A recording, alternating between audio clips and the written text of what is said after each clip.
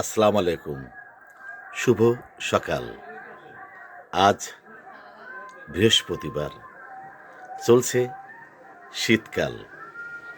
তবে অল্প দিনের ভিতরেই শীতকাল চলে যাবে, বসন্তকাল চলে আসবে।